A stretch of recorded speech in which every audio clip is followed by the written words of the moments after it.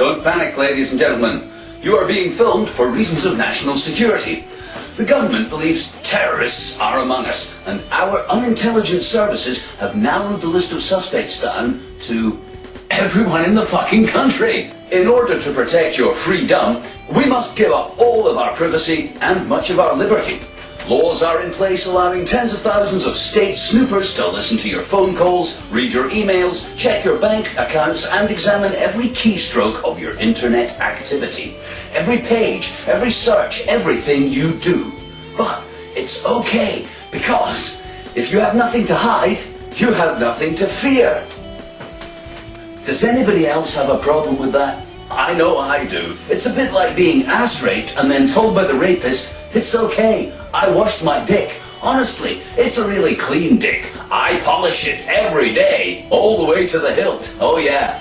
Before plunging it deep into the dark recesses of your privacy sphincter. But you have nothing to fear from your privacy sphincter being probed by the state's penis. It's free from disease, and we're only raping you to see if you object to being raped. Which of course would mean you are a terrorist. You can see how that works there. Now, if it were only one government dick up your ass, you might think, well, it probably is clean. Or at least it's quite clean, and I only have one dick to worry about. But it isn't.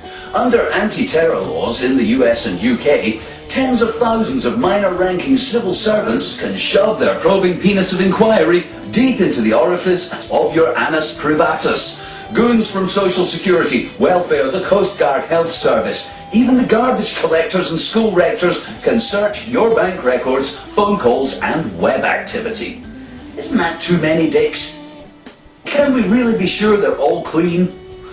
In the UK, there are 65 million suspects in the war on terror. So we've narrowed the suspects in the war on terror down to 65 million in the UK at least. Every single resident, wow. That's going to be a long investigation, isn't it? It's a pity our security services are so inept they can't whittle that down a little. Mind you, these are the people who claimed there were weapons of mass destruction in Iraq, and even with satellites, UAV drones and bribery to call on, they can't find Osama bin Laden, an aging bogeyman with kidney disease hiding in Pakistan or Afghanistan, where, by the way, there's enough military and Secret Service personnel to simultaneously piss on every rock in the land. Perhaps they think Osama bin Laden is hiding among us. Perhaps they're embarrassed that they can't find him or narrow the terror suspects down. Well, I can help. Because for a start, they can eliminate my mum. Yes, my mum is not a terrorist. It's very unlikely she'll become radicalized or blow herself up killing innocent bystanders in the process. Trust me, you can cross her off the list. I'm sure, in fact, that most people are not terrorists, and I'm outraged by these tyrannical powers, the like of which Hitler, Stalin, Mao Zedong and Kim Il-jung could only have dreamed of. What's to be done? Where's the uproar? What are you going to do about it? I'll tell you what you're going to do. Nothing. That's right. You and your electricity bill are going to keep your head down and shut the fuck up. You, all of us in fact, are complicit in our own oppression and destruction of the planet. We're shuffling into a future of Orwellian horror unseen since the Stasi state of East Germany, and we're not going to do anything about it because life is good. Yes, it is. Here we all are on the internet amusing ourselves or educating ourselves or becoming informed while I'm drinking peasant-in-the-field coffee. I typed this piece on a Chinese tyranny laptop powered by nuclear arms race byproduct electricity, and it's great. So ambivalent are we about losing our freedom, so we can be free, I can barely bring myself to read another word of detail about it. It's a bummer, isn't it? Our lying, murdering governments and us consuming the planet so fast we'll need another 3 Earths just to carry on like this. Never mind any growth. The lying, murdering military-industrial machine grinding out years of inconclusive war on mud hut-dwelling sand niggers so our debts can foot the bill forever.